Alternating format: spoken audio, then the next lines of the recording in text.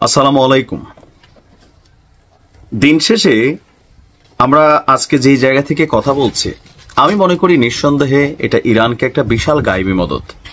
ইরানের শক্তি সামর্থ্য জানান দিচ্ছে যে তারা কতটুকু ক্যাপাবল ইসরায়েল বনাম মার্কিন যুক্তরাষ্ট্রের এমন হুমকি ধামকির পরেও এই লড়াইটিকে চালিয়ে যেতে।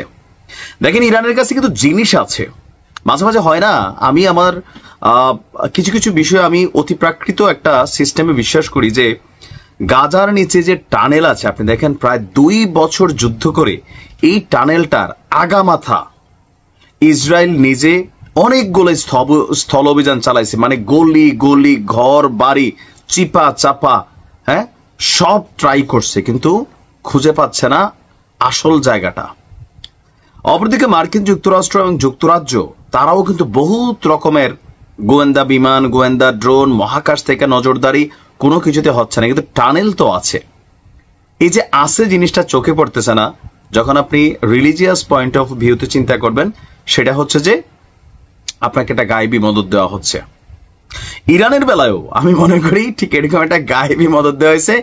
ইরান পারমাণবিকভাবে যথেষ্ট শক্তিশালী, সবাই বলতেছে, মার্কিন গোয়েন্দা সংস্থা বলতেছে, তাদের বিভিন্ন অ্যাক্টিভিটিস কার্যক্রমকে মনিটরিং করে, কিন্তু দিন শেষে এটাকে আইডেন্টিফাই করা যাচ্ছে না।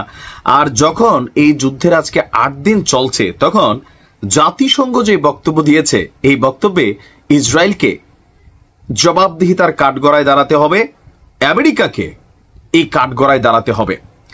ইরান পারমাণবিক অস্ত্র তৈরি করছে, এই আশঙ্কায় ইসরায়েল হামলা চালিয়েছে। ট্রাম্প হামলা চালানোর অনুমোদন দিয়েছে, কিন্তু এখন জাতিসংঘ বলছে ইরান পারমাণবিক অস্ত্র তৈরি করছে, এমন কোনো প্রমাণ পায়নি জাতিসংঘ। ভাবা যায়। এক বিবৃতিতে বিষয়টি নিশ্চিত করেছেন আন্তর্জাতিক পরমাণু শক্তি সংস্থার মহাপরিচালক রাফায়েল গ্রোসি। এই মুহূর্তে এটা ইরানের জন্য বৈশ্বিকভাবে বা কূটনৈতিকভাবে বা আন্তর্জাতিক মণ্ডলে কি পরিমাণ পজিটিভ একটা অবস্থান আপনি নর্মালি বুঝতে পারবেন না। ইরান পরমাণু কর্মসূচির নামে পারমাণবিক বোমা বানাচ্ছে এমন দাবি করে দেশটিতে হামলা শুরু করেছিল ইসরায়েল। মার্কিন প্রেসিডেন্ট ট্রাম্পও দাবি করেছিল যে ইরান খুব কাছাকাছি পৌঁছেছে, অথবা গোপনে অনেকগুলা তৈরি করে জায়গা মতো রাখছে। কোন সেই জায়গা? আর গোয়েন্দা প্রধান তুলসী গ্যাবার্ট তিনিও আগে বলছিলেন ট্রাম্পেরই যে ইরান পারমাণবিক বোমা বানাচ্ছে, এমন প্রমাণ আসলে নেই। এবার ঠিক একই কথা বলল জাতিসংঘ। সংস্থাটির পর্যবেক্ষক দল বলছে ইরান পারমাণবিক অস্ত্র তৈরি করছে, আপাতত এই ধরনের কোনো প্রমাণ পাওয়া যায়নি। এর মধ্যে রাফায়েল গ্রোসি বলছেন কে সঠিক কে ভুল তা নিয়ে প্রতিযোগিতা চলছে। ইরান হয়তো পর্যাপ্ত পরিমাণে সমৃদ্ধ ইউরেনিয়াম রাখে, তবে এটিকে কার্যকর পারমাণবিক অস্ত্রে রূপান্তর করতে আরও প্রযুক্তি এবং ব্যাপক পরীক্ষা প্রয়োজন। অতীতে কিছু কার্যকলাপ ছিল যা পারমাণবিক অস্ত্র উন্নয়নের সাথে সম্পর্কিত, কিন্তু বর্তমানে সেই উপাদানগুলো পাওয়া যায়নি। গায়েব কই হইল? তার মানে কি ইরান বানাচ্ছে না? অবশ্যই বানাচ্ছে। বলে তুমি কিভাবে জানো? তোমরা ইউটিউবাররা জানো। জি, আমরা বুঝতে পারি। ইরান এই যে লড়াইটা করছে, আপনার কি মনে হয় যে ব্যাকআপ কিছু নাই? না থাকলে আমেরিকার সাথে, অন্তত ইসরায়েলের সাথে লাগছিল মানলাম।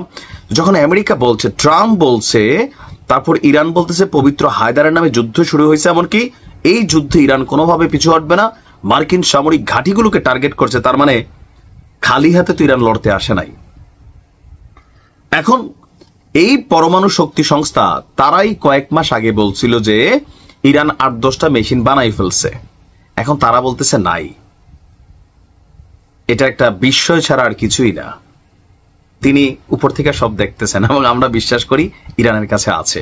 এই মুহূর্তে এটা ইরানকে যে কি পরিমাণ একটা পজিটিভ ভাইব দিছে, নর্মালি যারা কূটনৈতিক ল্যাঙ্গুয়েজগুলো বোঝেন আইডিয়া করতে পারছেন নিশ্চয়ই। বেস্ট অফ লাক ইরান, তলে তলে বানাইতে থাকো।